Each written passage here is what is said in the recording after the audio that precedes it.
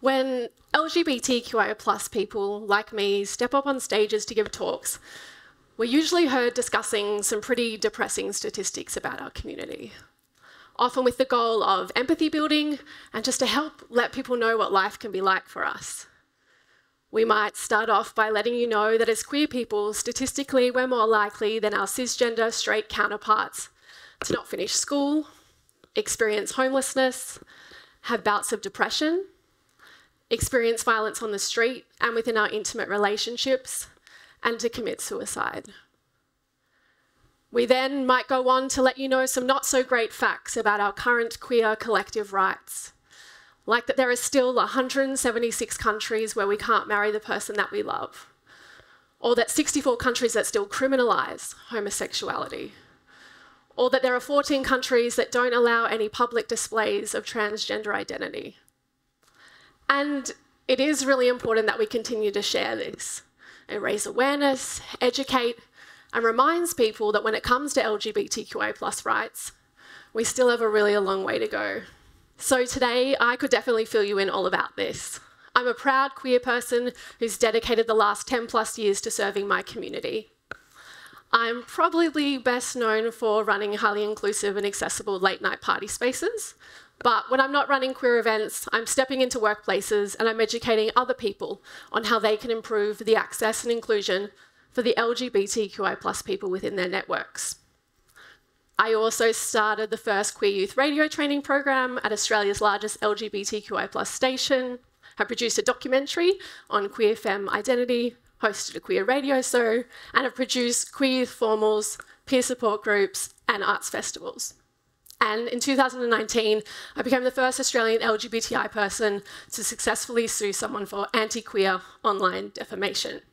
So I could definitely fill you in on the harsh injustices we have faced and the oppression that my community faces. But today, I thought we could talk about something different. I thought today I could tell you a little bit about queer joy.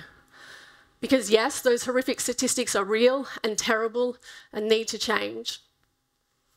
But I do worry that if the dominant rhetoric we're all hearing as queer people is centred around the negative, it can leave people without a blueprint of what a wonderful life can look like as a queer person.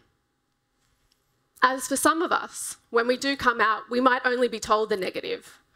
We might be told that life is going to be hard, or that our queerness is a disappointment, or because of our gender and sexuality, we might be rejected, disowned, or even harmed. So I've been thinking a lot lately about the option for an alternative. What if when we came out, we were met with stories of community connection, the rainbow raves we could attend, or the bountiful butch sports teams we could be joining in on? And instead of depressing statistics, happy ones.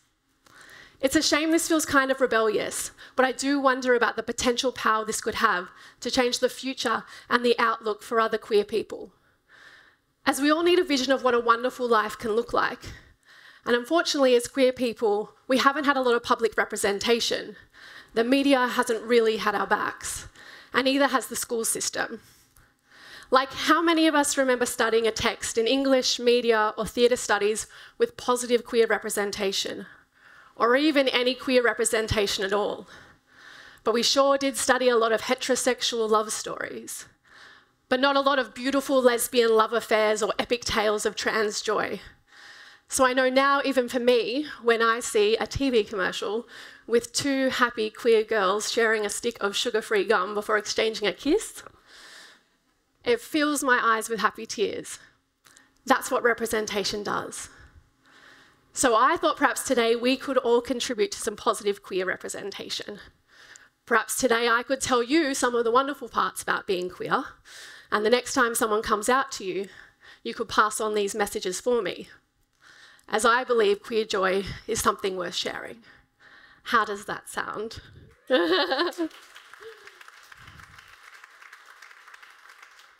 Nice. Okay, so being queer is, in fact, beautiful. It is special. It is a rebellious pushback against the way society tells you a person should live. It's a celebration of one's gender and sexuality. It's the nuance that you can now talk about sex, gender, and sexuality with your friends because you've spent years deconstructing your own.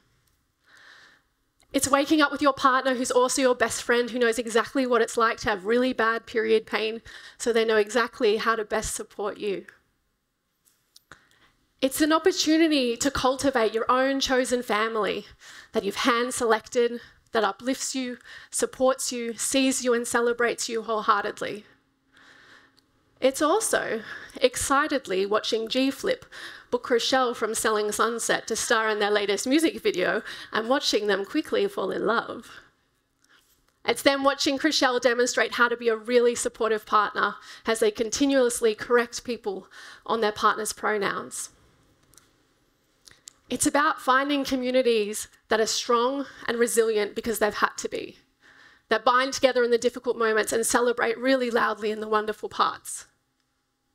It's also putting up a crowdfund campaign because you need to access gender-affirming care and seeing the countless people donate, even though they too are low-income earners.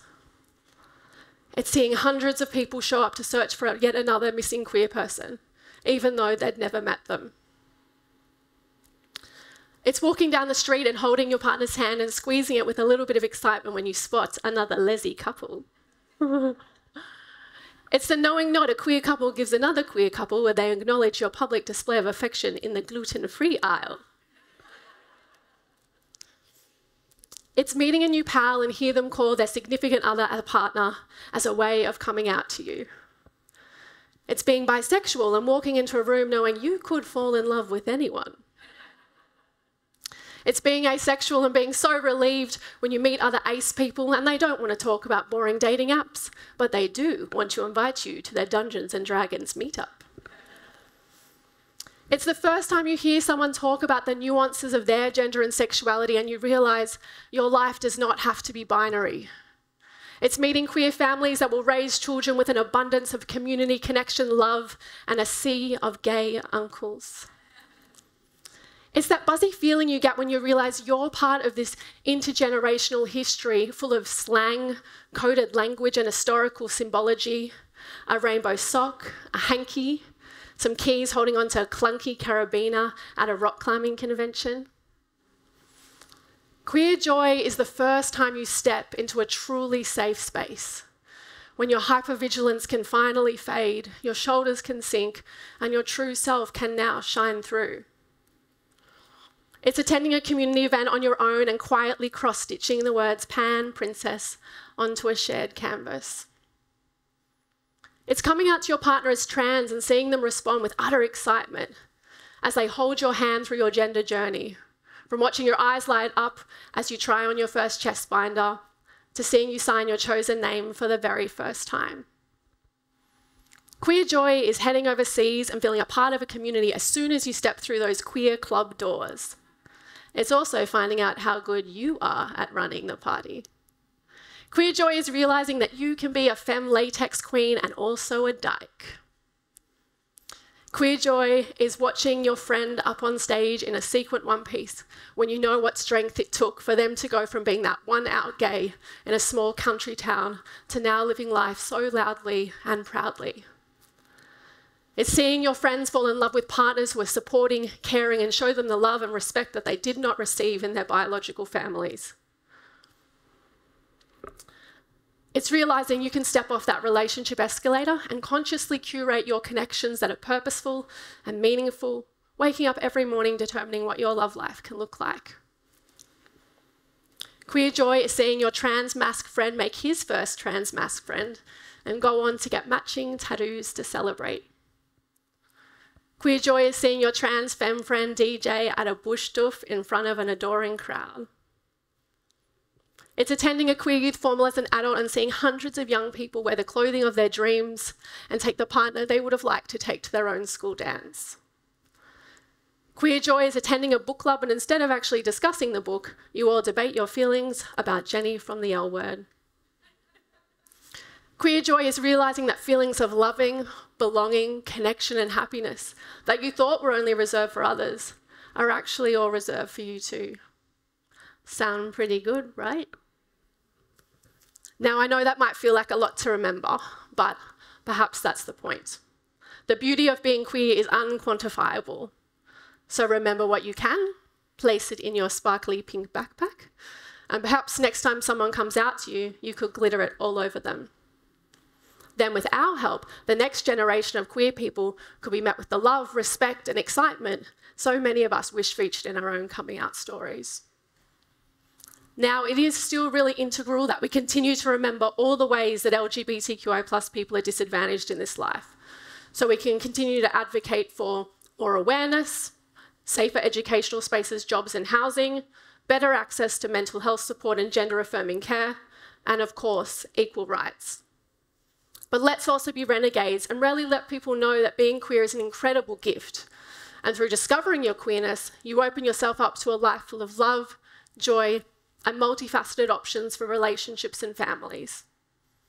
Because I deeply believe if more people were met with care, respect, excitement, and stories of all the wonderful parts about being queer, it could really shift those statistics to ones worth celebrating, and that would be truly life-saving.